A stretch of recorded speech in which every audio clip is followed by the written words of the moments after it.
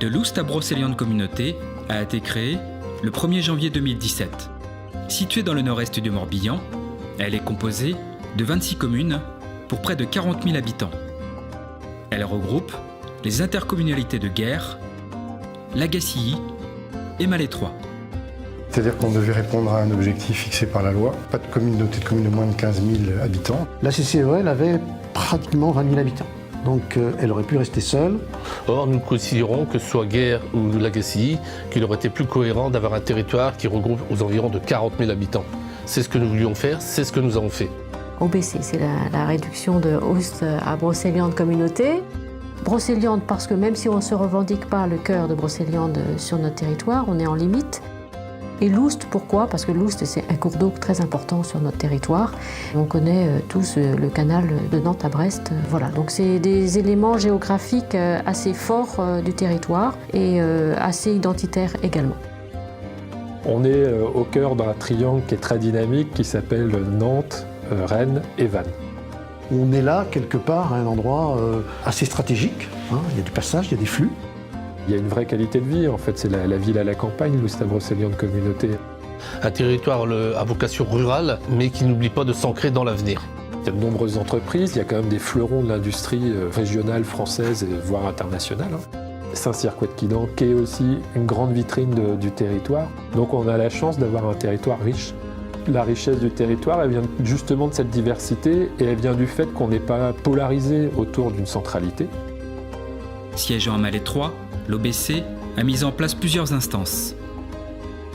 Il y a un bureau qui est composé du président et des 11 vice-présidents. Il y a des commissions dans les différents domaines de responsabilité des vice-présidents. Les commissions travaillent, donnent des avis. Le bureau voit tous ces sujets qui sont vus en commission et le conseil communautaire délibère sur tout ce qui est des grands projets, des grandes décisions et du budget en particulier, puisque la plus grande décision de l'année quand même dans une collectivité publique, c'est quand même bien de voter le budget. Le conseil communautaire est composé de 49 élus. Toutes les communes sont représentées, minimum un élu. Et la conférence des maires, qui est une instance un peu intermédiaire entre le conseil communautaire et le bureau, et lors de laquelle les élus sont invités à travailler et à discuter sur des projets plus généraux et qui peuvent engager le territoire dans des stratégies. C'est ça l'objectif. Alors il faut un peu de temps évidemment pour que ça se mette en place, des habitudes que les élus se connaissent. On a commencé à travailler avec un coach en communication sur ce qu'on a appelé un séminaire de communication pour voir quels étaient les éléments qui pouvaient faciliter la cohésion, la compréhension et comment les élus allaient communiquer ensemble. Il y a eu 2 samedis pendant lesquels les élus ont visité l'ensemble du territoire. Donc on avait découpé le territoire en deux, la partie est et la partie ouest. On a fait les visites rapides, on est passé sur à peu près tous les grands sites où il y avait des activités communautaires. On est allé sur le terrain et à travers ça, ça a permis de découvrir les territoires des autres communautés et les communes aussi des autres communautés. Nous sommes autour de 190 agents. Dans les pics d'activité, principalement l'été, on peut dépasser les 250. Les services ont été construits aussi en cohérence avec la répartition des prérogatives des vice-présidents. Éviter que la nouvelle grosse structure soit déconnectée du territoire, donc bien continuer à ancrer les services communautaires en proximité des usagers. Les 3 territoires ont développé beaucoup de services auprès de leur population, que ce soit dans la petite enfance, dans l'enfance jeunesse. Il y a plein de domaines où on se rend compte. On est tous tendus vers le même but, je crois, c'est faire fonctionner la communauté de communes dans les meilleures conditions au bénéfice de nos habitants. On a des services qui existaient, le fait de les agréger, ça permet de fournir plus de services à la population. Les services à la personne, ça va de l'espace autonomie senior pour les personnes âgées en passant par les services de transport scolaire.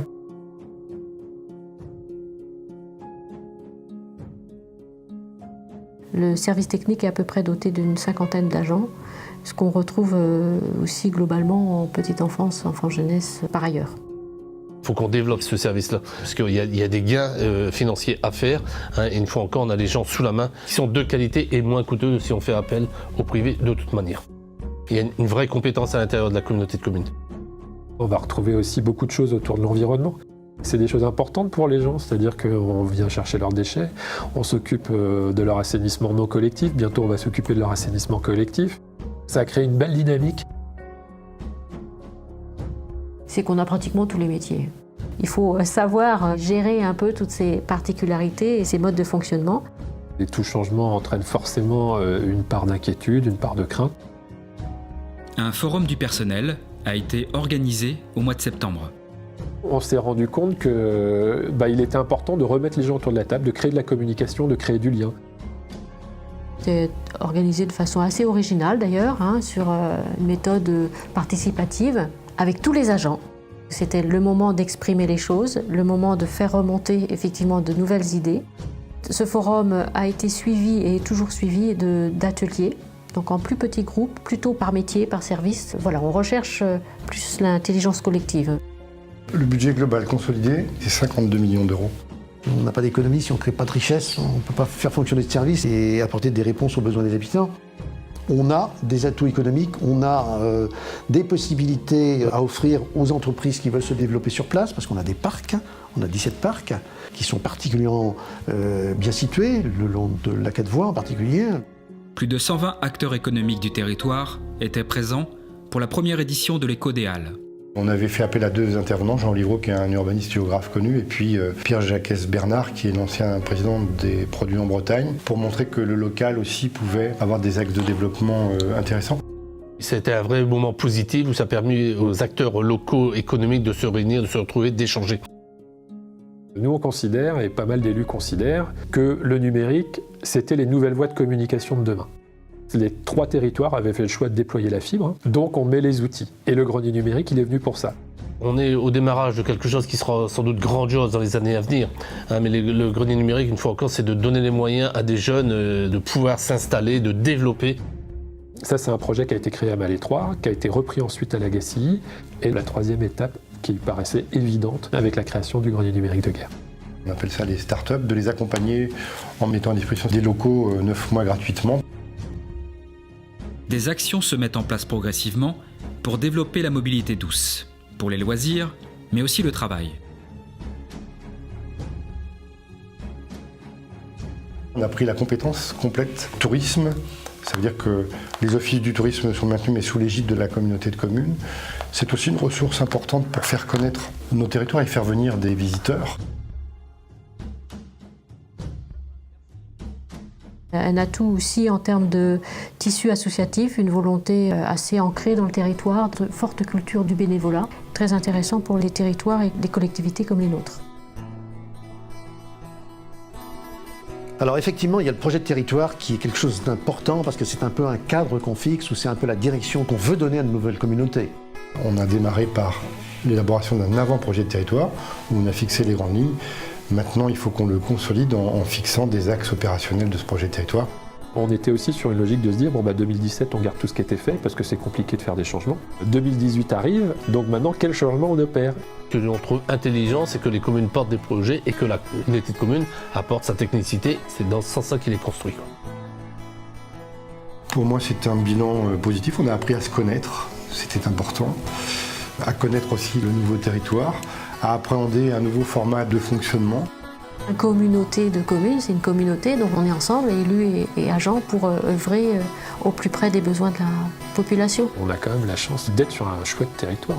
Et on en crée aujourd'hui les bases, et ça, c'est passionnant. À partir du moment où on est plus costaud, à 26 communes, on peut porter sans doute des choses qu'on ne porterait pas à 15 communes et avec un budget moindre. Donc, oui, la communauté de communes va nous permettre de développer sans doute des projets à terme plus importants.